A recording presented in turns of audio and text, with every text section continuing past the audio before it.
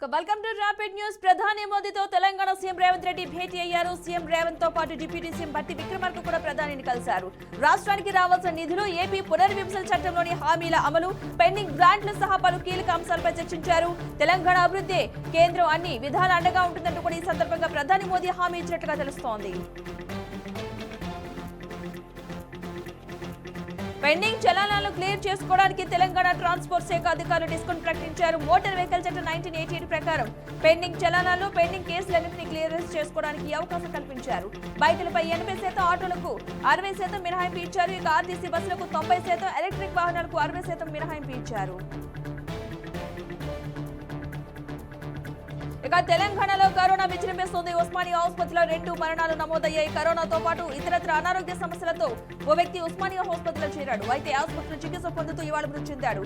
మరణించిన వ్యక్తికి corona positive గా వైద్యులు నిర్ధారించారు. ఇదే క్రమంలో మరో వ్యక్తి కరోనాతో ప్రాణాలు వదిలాడు. దీంతో తెలంగాణ వైద్య ఆరోగ్య శాఖ అప్రమత్తమైంది. తెలంగాణలో రేపు సింగరేణి దంగల్ జరగనుంది. మొత్తంగా నల్ల బంగారంతో ప్రపంచానికి వెలుగులను విరజిల్లుతున్న సింగరేణి సంస్థకు 7వసారి ఎన్నికలు జరగనున్నాయి. ఇప్పటికీ సింగరేణి సంస్థలో గుర్తింపు కార్మిక సంఘం ఎన్నికలకు ఏర్పాట్లు పూర్తయ్యాయి. రేపు సింగరేణి వ్యాప్తంగా 11 డివిజన్లలో 84 పోలింగ్ బూత్లతో 39,773 మంది కార్మికులు రహస్య బ్యాలెట్ ద్వారా తమ ఓటు హక్కును వినియోగించుకోనున్నారు. హైదరాబాద్ లోని ప్రజాభవన్ లో ప్రజావాణి కార్యక్రమానికి ప్రజలు బారులు తీరారు. ఉదయం నుంచి వందల సంఖ్యలో ప్రజలు ప్రజాభవన్ కు చేరుకున్నారు. ఉదయం నుంచి క్యూలలో ఆ జిల్లాను పెట్టుకుని నిల్చున్నారు. చలిని సైతం లెక్క చేయకుండా సమస్యలు చెప్పుకునేందుకు ప్రజలు పోటెత్తారు. అయితే ప్రజల నుంచి అందిన దరఖాస్తులను వెంటనే ఉన్నతాధికారుల దృష్టికి తీసుకెళ్లి పరిష్కరించే విధంగా చూస్తూ ఉండటంతో జనం అధిక సంఖ్యలో వస్తున్నారు. రామ్ గోపాల్ వర్మ దర్శకత్వంలో నిర్మించిన వ్యూహం సినిమాపై తెలంగాణ హైకోర్టులో విచారణ జరిగింది. ఈ సినిమాకు సెన్సార్ సర్టిఫికెట్ ఇవ్వడంపై టీడీపీ జాతీయ ప్రధాన కార్యదర్శి నారా లోకేష్ అభ్యంతరం వ్యక్తం చేస్తూ హైకోర్టులో పిటిషన్ దాఖలు చేశారు. అయితే తదుపరి విచారణను ధర్మాసనం ఈ నెల 28కి వాయిదా వేసింది. హైదరాబాద్ లో మాజీ ఎమ్మెల్యే షకీల్ కుమారుడు మధ్యమత్తుల విధ్వంసం సృష్టించిన ఘటన ఆలస్యంగా వెలుగులోకి వచ్చింది. మాజీ ఎమ్మెల్యే షకీల్ కుమారుడు సీఎం క్యాంప్ ఆఫీస్ దగ్గర ఏర్పాటు చేసిన బారికేడ్లను అతివేగంగా వచ్చి కారుతో ఢీకొట్టి ధ్వంసం చేశాడు.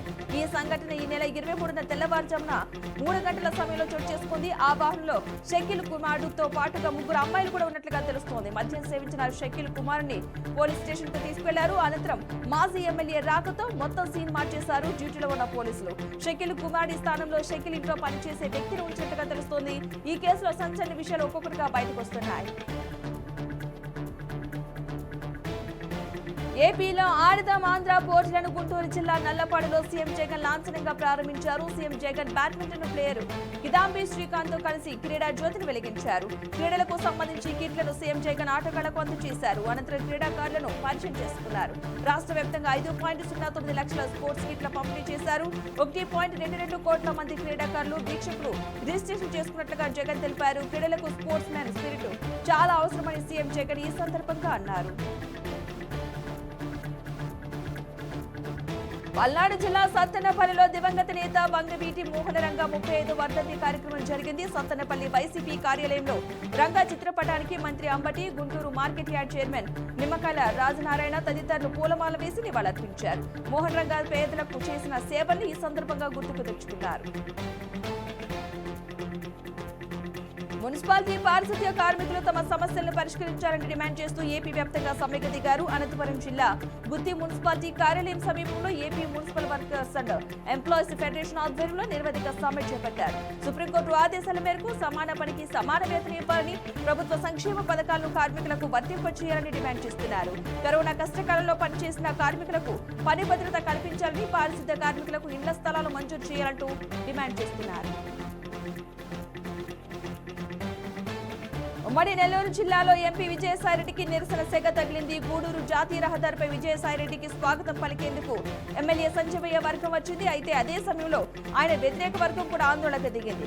సంజయ్కు టికెట్ ఇవ్వద్దంటూ ఓ వర్గం నినాదాలు చేస్తుంది. ఇదిలా ఉంటే టికెట్ ఇవ్వాలని మరో వర్గం ప్రతి నినాదాలు చేస్తుంది. కొద్ది రోజులుగా సూళ్లూరుపేట వైసీపీలో వర్గ పోరు కొనసాగుతోంది. ఈ క్రమంలోనే విజయసాయిరెడ్డికి నిరసన స్వాగతం ఎదురైంది. ఏపీలో ఏజెన్సీ ప్రాంత వాసులను రవాణా కష్టాలు వెంటాడుతున్నాయి. అనుకోకుండా ఆపద వస్తే వారి కష్టాలు వర్ణనాతీతంగా మారుతున్నాయి. తాజాగా చిత్తూరు ఏజెన్సీ ప్రాంతంలో సరైన రోడ్డు లేక ప్రజలకు ఇబ్బందులు తప్పడం లేదు. కొండల మీద నుంచి దిగి ఆసుపత్రికి వచ్చేందుకు సరైన రహదారి సౌకర్యం లేక ఓ నిండు గర్భిణి నరకం అనుభవించింది. ఏజెన్సీ ప్రాంతమైన చిత్తూరు డివిజన్ కూనవరం మండలంలో ఈ ఘటన చోటు చేసుకుంది. తిరుమలలో ఇవాళ శ్రీవారిని తెలుగు ప్రముఖులు దర్శించుకున్నారు. ప్రముఖ నిర్మాత అంబికా కృష్ణ, తెలంగాణ ఎమ్మెల్యే యశస్విని కుటుంబ సభ్యులతో కలిసి రాత్రి తిరుమలలో బస చేసి ఇవాళ శ్రీవారికి జరిగే నైవేద్య విరామ సమయంలో మొక్కులు చెల్లించుకున్నారు. రంగనాయకుల మండపంలో వేద పండితులు వేద ఆశీర్వచనం చేసి తీర్థ ప్రసాదాలు అందించారు. వైకుంఠ ఏకాదశి తిరుమలలో ఏర్పాట్లు చాలా అద్భుతంగా చేశారని అంబికా కృష్ణ అన్నారు. యూపీలోని అయోధ్య రామాలయం విగ్రహ ప్రాణ ప్రతిష్టకు తాము హాజరు కావడం లేదని తేల్చేసింది సిపిఎం. జనవరి 22న అయోధ్యలో జరగనున్న ఈ కార్యక్రమానికి రాజకీయ నేతలకు ఇప్పటికే ఆహ్వానాలు వెళ్లాయి. అయితే తమ పార్టీ తరపున ఈ కార్యక్రమానికి ఎవరూ వెళ్లడం లేదన్నారు సిపిఐ నేత బృందా కారత్. మతపరమైన విశ్వాసాలను గౌరవిస్తామని, కానీ మత సంబంధమైన అంశాన్ని రాజకీయం చేస్తున్నారని ఇది సరైన విధానం కాదన్నారు. మరోవైపు సిపిఎం నేత బృందా కారత్ వ్యాఖ్యలపై స్పందించారు కేంద్ర మంత్రి మీనాక్షి లేఖి. ఆహ్వానాలను అందరికీ పంపామని, కానీ రాముడు కావాలనుకున్న వాళ్ళు మాత్రమే వస్తారన్నారు. వరుస సెలవులతో హిమాచల్ ప్రదేశ్ లో పర్యాటకుల రద్దీ అమాంతం పెరిగింది. పలు ప్రాంతాల్లో భారీ ట్రాఫిక్ జామ్ నెలకొంది. ఈ ట్రాఫిక్ నుంచి తప్పించుకునేందుకు కొందరు టూరిస్టులు రోడ్డు మార్గాన్ని వదిలి ఏకంగా నదిని ఎంచుకున్నారు. లహల్ వ్యాలీలోని చంద్రా నదిలో కొందరు ట్రావెల్స్ థార్ ఎస్యూవీలో ప్రయాణించారు. ఆ సమయంలో నదిలో నీటి మట్టం తక్కువగా ఉండటంతో వాళ్ళకి ఎలాంటి ప్రమాదం జరగలేదు. అయితే పర్యాటకుల తీరుపై స్థానికులు మండిపడుతున్నారు. ఈ వ్యవహారంపై పోలీసులు కూడా రియాక్ట్ అవ్వడం జరిగింది. చంద్రా నదిలో థార్ వాహనాన్ని డ్రైవింగ్ చేసుకుంటూ వెళ్లిన విషయం తమ దృష్టికి వచ్చిందని, సదరు వాహనంపై చర్యలు తీసుకున్నామని తెలిపారు. గాజాలో బాంబుల మోత మోగుతోంది. మఘాజీ శరణార్థి శిబిరంపై జరిగిన వైమానిక దాడిలో 106 మంది మృతి చెందారు. మృతదేహాల్ని డేరాల్ బలాలోని ఆల్ అక్సా ఆసుపత్రికి తరలించారు. ఉత్తర గాజాలో బాంబు దాడులు అయితే కొనసాగుతున్నాయి. సొరంగంలో ఉన్న హమాస్ ప్రధాన కార్యాలయాన్ని పూర్తిగా ధ్వంసం చేశామని ఇప్పటికే ఇజ్రాయెల్ సైన్యం ప్రకటించింది. నైజీరియాలో మరో నరమేధం చోటు చేసుకుంది. మధ్య నైజీరియాలోని పలు గ్రామాల్లో సాయుధ మూకలు జరిపిన వరుస కాల్పుల మొత్తం 160 మంది మృతి చెందారు. ఈ మేరకు స్థానిక ప్రభుత్వం ప్రకటన విడుదల చేసింది. బంటిక్స్ గా పిలిచే సైనిక గుంపులు కొన్ని తెగలకు చెందిన ప్రజలే లక్ష్యంగా గ్రామాలపై దాడి చేసి కాల్పులకు తెగబడ్డాయి. ఇళ్లలోకి చొరబడి ప్రజలను చిత్రహింసలు పెట్టాయి. ఆదివారం సాయంత్రం జరిగిన కాల్పుల్లో మొదట 16 మంది మృతి చెందినట్లు వార్తలు వచ్చాయి. అయితే ఈ మరణకాండ సోమవారం కూడా కొనసాగడంతో మృతుల సంఖ్య భారీగా పెరిగింది. మరో 300 మందికి పైగా తీవ్రంగా గాయపడినట్లుగా తెలుస్తోంది. ప్రముఖ పర్యాటక కేంద్రమైన అరకులోని టూరిస్టు ప్రాంతాలు జనసంద్రంగా మారిపోయాయి. వరుస సెలవుల కారణంగా బొర్రా గుహలు, గిరిజన మ్యూజియం, పద్మాపురం ఉద్యాన కేంద్రంలకైతే రికార్డు స్థాయిలో ఆదాయం చేకూరింది. గతంలో ఎన్నడూ లేని విధంగా పర్యాటకులు అరకులోకి పోటెత్తారు. పర్యాటక ప్రాంతాలతో పాటు అరకు ఘాట్ రోడ్డు, బొర్రా గృహాల రహదారి, అరకులోయ ప్రధాన రహదారిలో పర్యాటకుల వాహనాలు బారులు తీయాయి.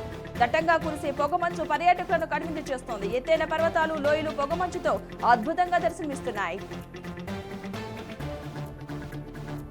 నెల్లూరు జిల్లాలో రౌడీ మూకలు రెచ్చిపోతున్నాయి. కావల్లో రాత్రిపూట యువకులపై దాడి. రౌడీ మూకలైతే దాడి చేసినట్లుగా తెలుస్తోంది.